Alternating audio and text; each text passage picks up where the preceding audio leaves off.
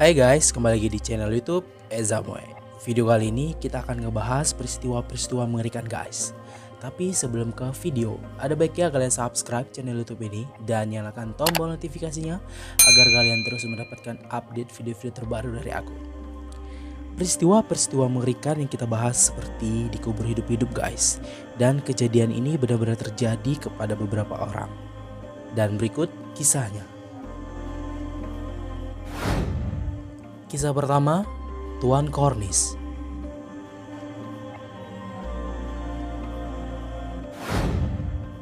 Kisah mengerikan tentang orang yang dikubur hidup-hidup datang dari peneliti bernama Consnard yang menulis tentang cerita pria bernama Mr. Cornish pada jurnalnya The Source of Horror pada tahun 1817.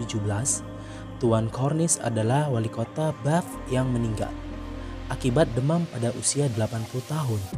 Seperti kebiasaan yang ada saat itu, Cornish dimakamkan dengan cepat setelah dinyatakan meninggal. Ketika penguburan masih setengah jalan, para pelayat beristirahat untuk minum. Namun, mereka mendengar tangisan dari dalam kubur Tuan Cornish. Akhirnya, mereka segera menggali kembali makam tersebut. Namun terlambat. Tuan Cornish sudah mati kembali karena kehabisan oksigen. Tangan dan kakinya berdarah ketika berusaha keluar dari dalam makamnya.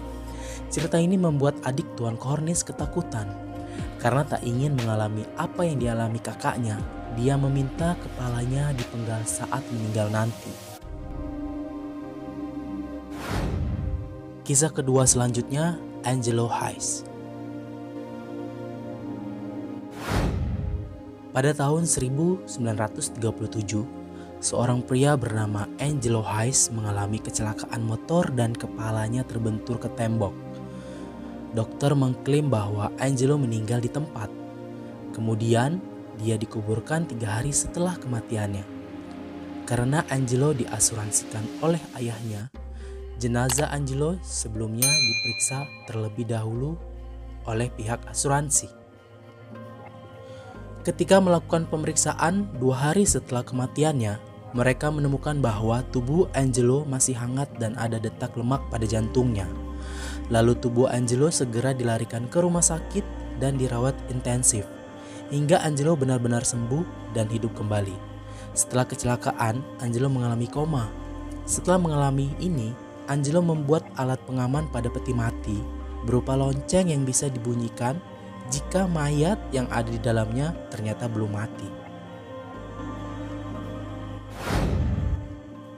Ketiga, Stephen Small. Pada tahun 1987, Stephen Small yang merupakan orang penting di sebuah surat kabar di Amerika diculik dan dikubur hidup-hidup di peti mati di bawah tanah.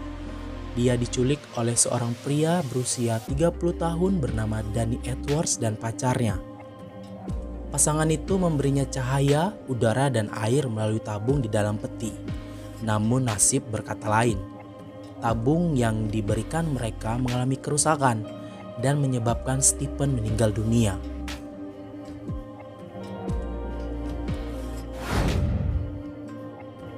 Keempat, Nancy Perez. Kejadian ini terjadi pada seorang wanita asal Honduras yang bernama Nancy Perez yang berusia 16 tahun pada tahun 2015 lalu. Pada waktu itu Nancy sedang hamil 3 bulan dan divonis meninggal oleh dokter karena serangan jantung.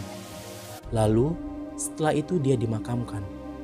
Namun beberapa hari setelah itu makamnya dibongkar kembali karena pacar dari Nancy mendengar suara teriakan dari makamnya. Ketika dia dikeluarkan, terdapat goresan pada jari Nancy dan di peti matinya. Tubuhnya masih hangat pada saat itu dan dia langsung dibawa ke rumah sakit. Setelah di rumah sakit, berbagai upaya dilakukan untuk menyadarkannya. Namun, ternyata terlambat. Nancy sudah benar-benar tidak sadar dan lalu dimakamkan kembali. Kisah kelima, wanita yang dikubur hidup-hidup di Brazil. Kejadian ini dialami seorang wanita yang diyakini sudah meninggal dunia, namun sebenarnya dia masih hidup ketika dimakamkan. Dia terperangkap di dalam peti matinya selama 11 hari sebelum berusaha keluar dari makamnya yang sudah dilapisi batu. Kejadian itu terjadi pada 28 Januari 2018.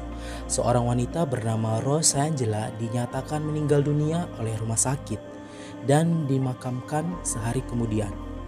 Namun pada 9 Februari, tepatnya 11 hari setelah dia dimakamkan, warga sekitar lokasi pemakaman menemui keluarga Rosangela karena mereka mendengar suara jeritan dan suara hantaman dari dalam kuburan Rosangela. Mendengar kabar tersebut, keluarga Rosangela bersama beberapa orang langsung menuju lokasi pemakaman dan menggali kembali kuburannya. Saat dikeluarkan, tubuh Rosangela masih hangat. Kapas-kapas yang disumpalkan di telinga dan lubang hidung wanita itu sudah terlepas. Selain itu, tangan dan jidat Rosangela terluka yang membuktikan dia berusaha sangat keras untuk keluar dari peti matinya. Paku-paku yang dipasang di penutup peti juga terlihat sudah terdorong naik, dan di bagian dalam peti terlihat bekas cakaran dan darah, membuktikan bahwa Rosangela berusaha untuk keluar dari peti matinya. Berikut cuplikan video pada saat peti matinya dibuka, guys. Calma aí, não mexe pra lá. Deixa aí, calma aí, mexe aí não. Calma aí, deixa aí, calma aí, moço.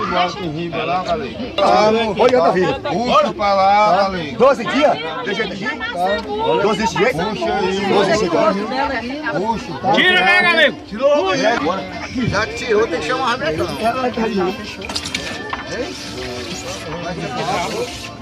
Olha o lugar que ela bateu lá mesmo, hein? Abre.